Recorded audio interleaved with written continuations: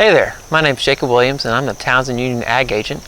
Today I want to talk to you about controlling English ivy around your house. The English ivy is a really aggressive grower. It can cover a lot of grounds, it can cover trees, and it can choke those trees out if you let it grow up on them and stay on those trees for too long. So today we're going to talk about how to treat it, how to spray it to kill it back so that you don't have that happening in your yard. There's a couple of different herbicides that we can use to control English ivy. Today I'm going to be using one called Triclopyr. It's a fairly common herbicide. You can find it at a lot of garden centers. It is effective against broadleaf plants, so we're going to have to be careful and make sure that we don't get any overspray on any of the neighboring plants like azalea bushes nearby that we don't want to treat those with it. I've mixed this Triclopyr at the labeled rate, and we're going to do a just over-the-top broadcast spraying it with this little 2-gallon hand sprayer over the top. There's a couple of other ways that we can treat English ivy. We could do a cut stump method, which would be to cut vines and then get a little paintbrush and paint the undiluted Triclopyr onto the stumps that we've cut.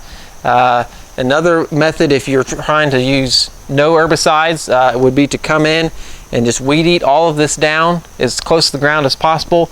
Come back with 6 to 8 inches of mulch and just bury it to keep it from growing back. Would be another way if you were trying to avoid using herbicides.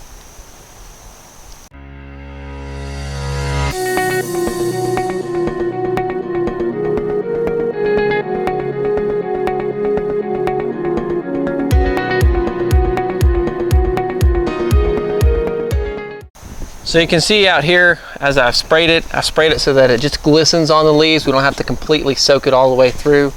Also, you can see I was wearing gloves, had a mask on.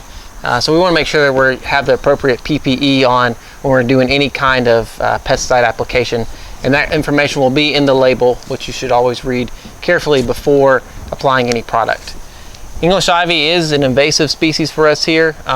It can be a good ground cover, but sometimes the problem is it's too good of a ground cover.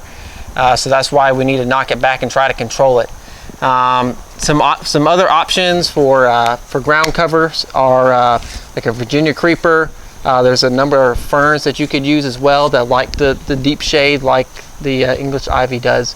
So there are some other options out there if you want to plant something else instead of having this English ivy here. We should start to see results from this spray in about 7 to 10 days.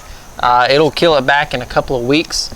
But this English ivy has been here for a long time, about 10 to 15 years. So this homeowner may need to make another application of this, maybe a couple more applications of Triclopyr or glyphosate to really knock this English ivy out of this spot.